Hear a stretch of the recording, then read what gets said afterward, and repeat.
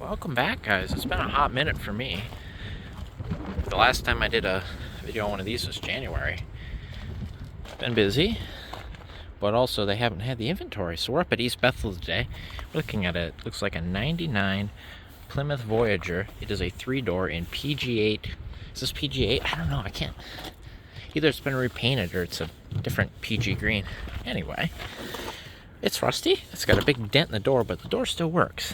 It is PG8 green, but it almost looks like it's been repainted. Yeah, I think it's been repainted. Sort of faded weird, but we got ourselves a 3-door, short wheelbase, 3rd-gen Caravan. Trunk's already open. What we got in here? 205 75 14 wheel. Don't have a 3rd row bench, but we do have a 2nd row bench. I think these are 14s all on it, and these are nice wheels too. Like, that's practically brand new. Don't have anything. Yeah, first week of 2023, and these are Kumo, or Solaris Kumos. They're Kumo Solaris. I think Solaris is the brand. I think. Don't quote me on that. Anyway, let's get inside. It's windy today. We've got a really bare bones vehicle here. Manual, literally everything. No door vents. Do have lights, believe it or not. We've got the non-tack cluster with the manual indicators.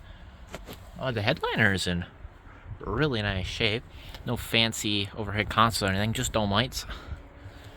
I don't see any markings in the windshield, so I don't know how many miles it's got on it, but I can't imagine it's too terribly many. The steering wheel's in nice shape. The brake pedal's got some wear though, so maybe city driver. I got an owner's manual there, and ow, I just hit my head on the sun visor. What do we got here? DMV's registration. It's got no information on it though. I need this guy right here. Actually, I need both of them. So we'll go ahead and grab those right away. Oh, it's really clean. Look at no dust in the heater box or anything. The interior carpet's not too bad. Really basic Chrysler stereo. Single zone climate control. It does have air conditioning. No keys that I can see. The sun visor is in good shape. I think I need the screw out of that. That one's a star bit. No cruise control. Do have the net though for the I don't know, your center console, if you will. Lots of floor mats. Lots and lots of floor mats. Seats are in great shape.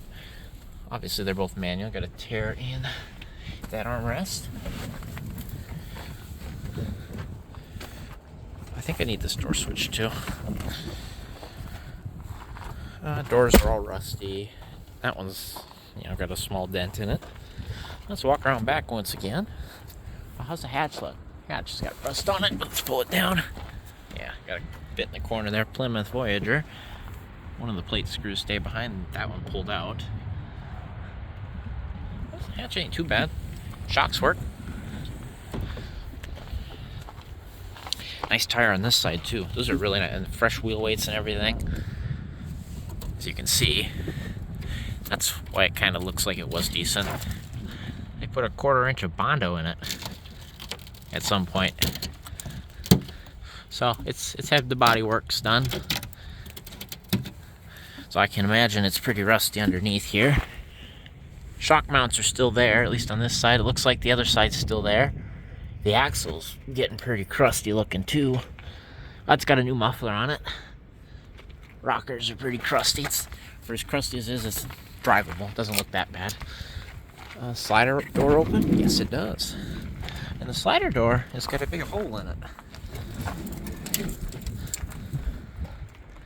It's got the 3-door trim, as you can see. We also need those sun visor clips, I think, or just one of them. I need this seatbelt because the one I'm replacing's got a tear in it. So we'll have to pull that guy out. He retracts. That's cool. It's got the silver fern interior.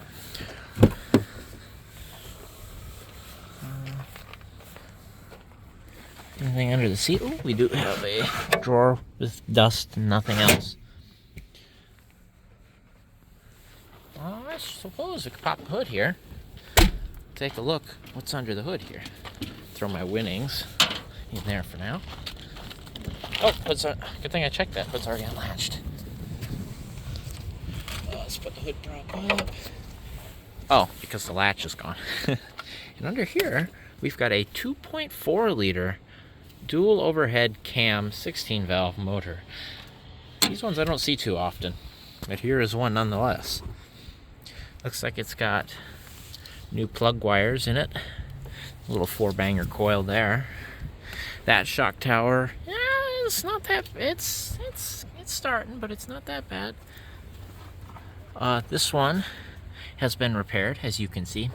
They riveted and self-tapered that one on. Not a bad repair as long as it holds. Who cares? But it's starting to get pretty bad. I'm sure these bolt holes will go through at some point, or would have. These shocks have been replaced. That one looks nicer than this one. There's the hood latch right there. Computer almost looks like it's been replaced. See the black finish on it? And there's no stickers or Chrysler numbers. That starter looks new down there. Shiny. Has the alternator kind of shiny? Maybe? Possibly. It's got a sticker on the timing cover. I don't know what that means. That might be a factory sticker, might not be.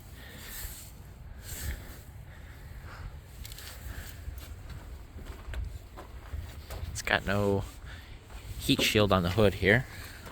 What's it look like on the radiator? It looks like it had green coolant in it, so motor's probably okay. At least the head gasket is. It's funny is I think these use the same lower like airbox, but they changed the upper to fit this intake. So that's kind of cool. I don't know what transmission. Would that be a 3-speed mounted up to that, I assume? Yeah, I think that's a 3-1. What did you guys say that was? TH 3-1 something. It's not a T because it's not electronic. I think it's a 3-1 TH. I don't know. You guys will tell me. So it looks like they drain the oil because it's a metal pan, and they still poked a plug in the trans one because there's no drain. Usually they poke a hole in the oil pan anyway, but they didn't in this case. The front tires look pretty new too. They're all new. That shock is not too bad. What we got for play? Any play in the wheel? Nothing that I can notice, but it's obviously got no lugs in it.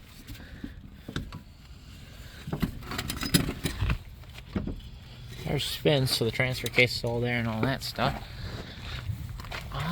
Take a look under this side. Looks like it's had brake lines run, as you can see here. Those are all aftermarket. Yeah, somebody, and there's the original lines cut off up there. So they ran new lines front to rear. You can smell a little bit of gas. No ABS in this bad boy. Look at that junction block. Yeah, that's a junction block, alright. Fun. Oh, there's numbers written up there. See that?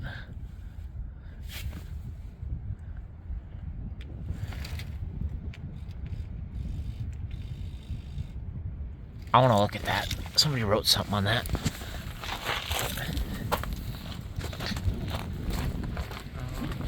It had a timing belt down here. See that? See if I can get it without wearing off the numbers, but I don't think I'm gonna. So it's probably got at least 100,000. But I want to see what they wrote on that subframe. Can we?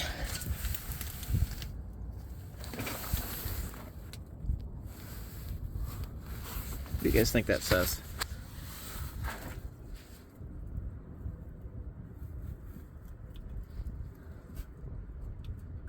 I can't decipher that. One of you guys can figure out what that says, let me know. I'm sure it pertains to some maintenance of the vehicle. How do these rubber boots look up here? I'm always short on these guys. Yeah, they're pretty cooked too. Those guys are always rotten. Then you get evap codes.